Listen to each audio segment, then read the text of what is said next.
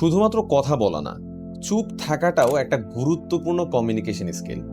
যারা খুব প্রভাবশালী মানুষ তারা কিন্তু এভাবে থেমে থেমে বিরতি দিয়ে দিয়ে চুপ থেকে থেকে তারা কথা বলে। তারা সব সময় যে কথা বলে তা না, মাঝে মাঝে তারা সাইলেন্ট থাকে, চুপ থেকে তারা অবজার্ভ করে এবং প্রয়োজনীয় সময় তারা কথা বলে।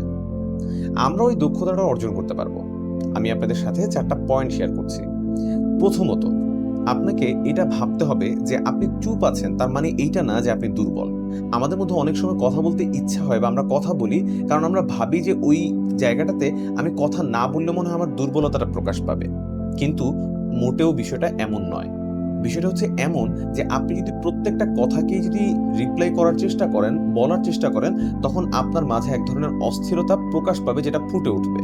বরং আপনি যেটা করবেন, যেই জায়গাতে আপনাকে কথা বলতে হবে, উত্তর দিতে হবে, আপনার কথা বলার একটা ভ্যালু আছে, তখন আপনি কথা বলবেন এবং খুব স্ট্রংলি আপনি কথা বলবেন। দ্বিতীয়ত, আপনি যখন চুপ থাকছেন তখন আপনার কনফিডেন্স প্রকাশ পাচ্ছে।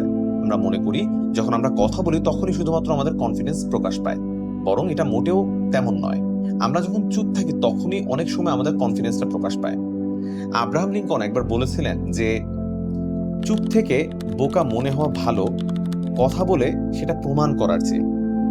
তাই আমাদেরকে প্রয়োজনীয় সময়ে কথা বলতে হবে, এছাড়া অন্যান্য সময় চুপ থাকতে হবে।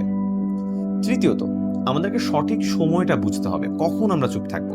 যখন আমাদের খুব রাগ চলে আসছে তখন আমরা চুপ থাকবো। যখন আমাদের সাথে অন্য কেউ কথা বলছে তখন আমরা চুপ থাকবো, তার কথাটাকে রেসপেক্ট করব। এবং তৃতীয়ত, আমাদের কাছে যখন মূল্যবান কোনো কথা থাকবে না সেই সময়টাতেও আমরা চুপ থাকবো। পয়েন্ট নাম্বার 4, যেই মানুষ চুপ থাকে, কথা কম বলে, তার গ্রহণযোগ্যতাটা কিন্তু বেশি থাকে।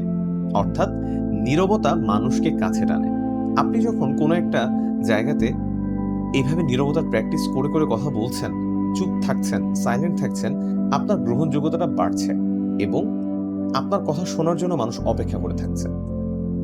আজকে আপনাদের সাথে যে পয়েন্টগুলো শেয়ার করেছি সেই পয়েন্টগুলো যদি আপনি অ্যাপ্লাই করেন তাহলে আপনি চুপ থাকার অভ্যাসটা রপ্ত করতে পারবেন, যেটা আপনার কমিউনিকেশন স্কিলের এই যে জার্নি সেটাতে আপনাকে সাহায্য করবে এবং আপনাকে বুঝতে শেখাবে কখন আপনি কথা বলবেন এবং কখন আপনি চুপ থাকবেন।